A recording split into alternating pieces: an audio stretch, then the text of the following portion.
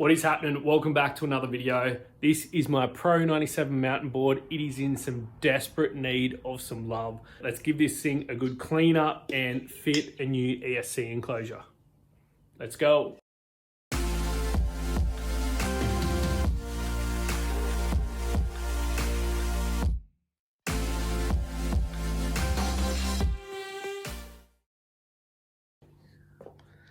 Look at the condition of this thing.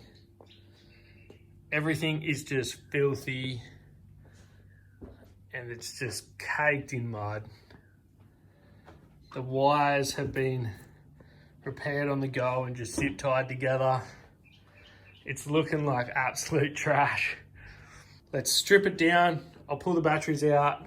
I'm gonna pull the ESC out and the enclosure. We'll give it a good wash.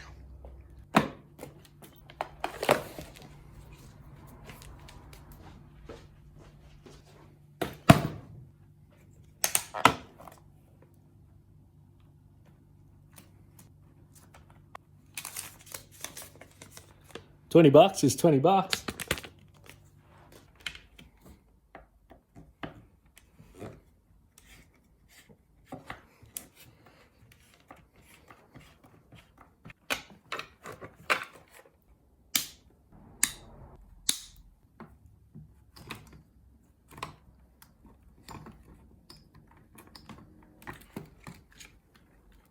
There's so much silicone, hot glue, all sorts of crap from over the years. Unity is free, and this dirty old Pelican case is done. All the electronics are now out of this thing except for the motors, and water doesn't seem to worry them too much. I'm gonna have to hit this thing with a gurney. This has so much mud caked into it.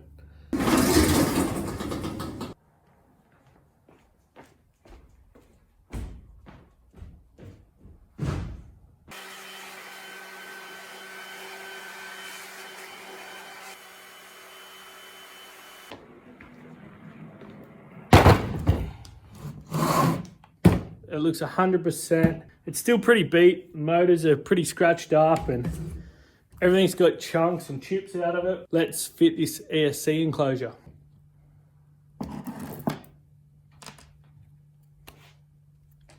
I'm finally going to get this Unity mounted on a heatsink, so that should be so much better for getting rid of that heat and not drop me into a heat cutoff.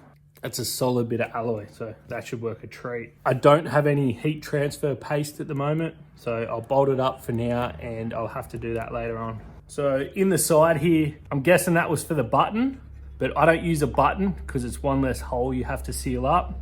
I'm gonna use that hole for the power wires.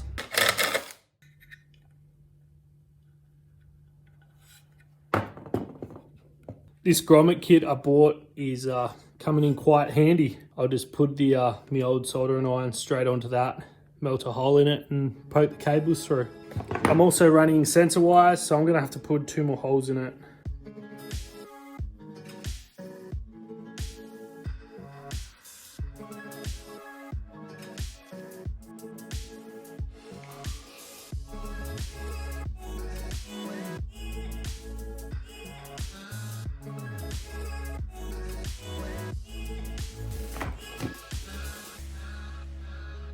Got some tiny little screws here for this heatsink. I can screw them into this plate and then I'll have bolt heads sticking up, and then when I bolt it onto this big alloy plate, the bolt heads fit into the holes.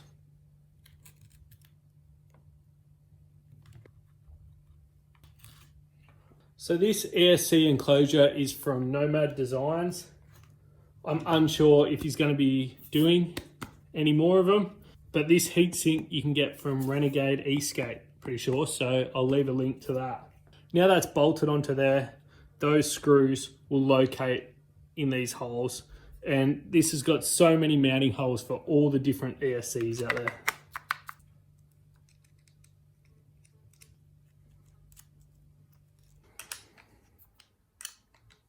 Now, the one thing I love the most about the Pelican box is that it's one clip and it's open. You can adjust your settings, anything like that.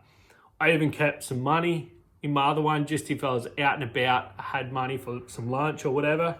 So once this is all bolted down, it's definitely not going to be just that easy to get into, and if I need to repair on the go or out in the field or anything like that. So that is one thing that I do like about the Pelican boxes compared to an ESC enclosure like this. But I think having this heat sink is going to just be so worth it.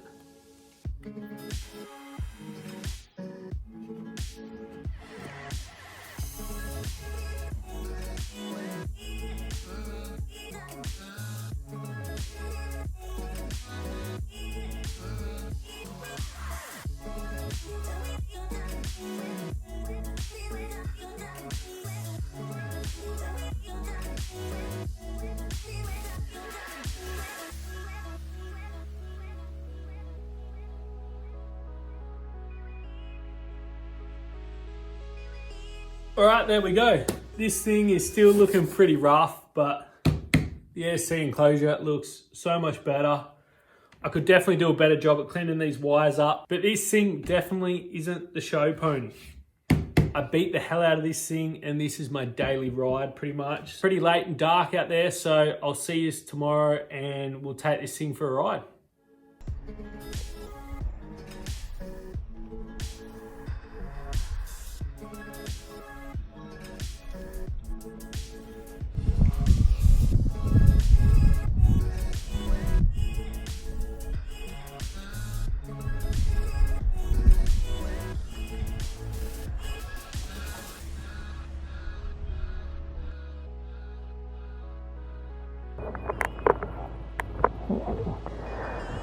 All right, so we'll take it pretty easy and we'll just see how the foot feels.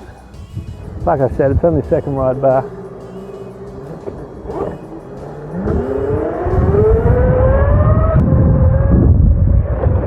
It's super windy out today, so hopefully there's not too much wind noise. You can hear me all right?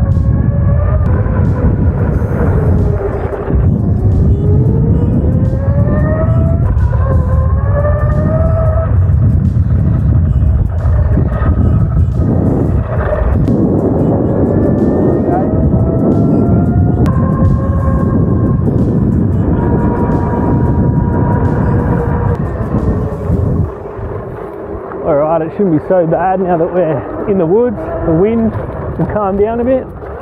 Oh, we've had some rain. I forgot about that. I didn't think about the wet trails. But what do you do?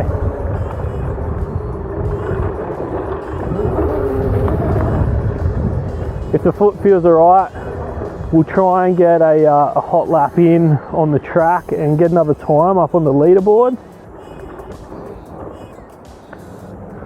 Bridge is still going strong, which is good to see. G'day. Good. Drop in here.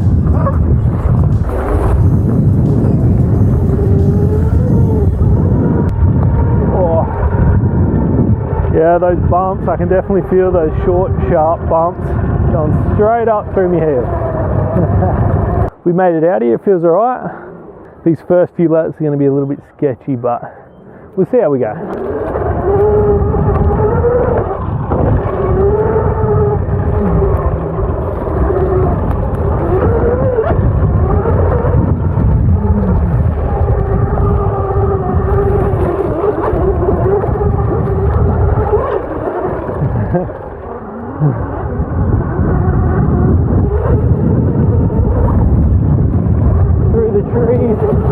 This is a kind of new bit through those skinny trees there.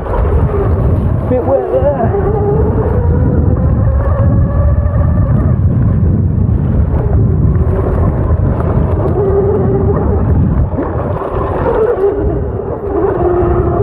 Oh, I can't turn on the heel side too good.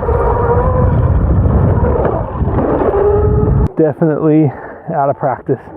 I'll grab my other camera out and get some different shots.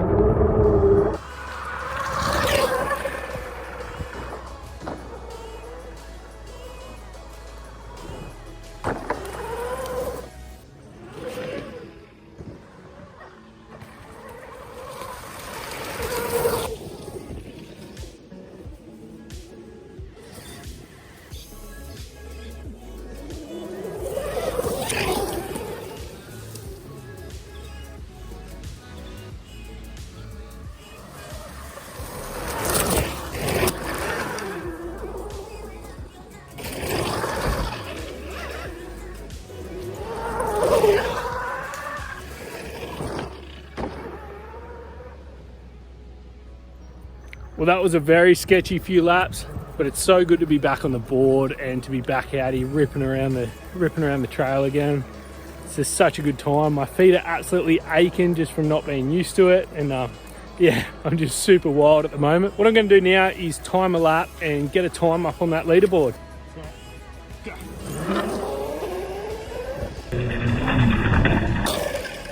I am absolutely buggered. I am so out of shape for this sort of stuff. Anyway, I've got my lap time. Let's cruise back home.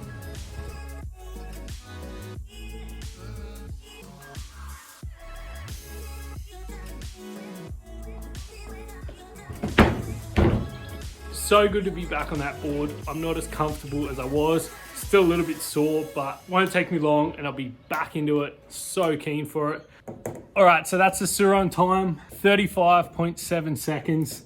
That's in the dry, and that thing is super fast around that track. The Pro97 mountain board is going to be a fair bit slower than that, especially when it's a little bit wet and my foot was hurting. But if you're the first one to guess it to 1 decimal point, I'll shoot you out 50 Australian dollars. Anyway, that's going to be it for this video. Thank you guys so much again for watching, and a huge thanks to our members, and we'll catch you on the next one. Cheers.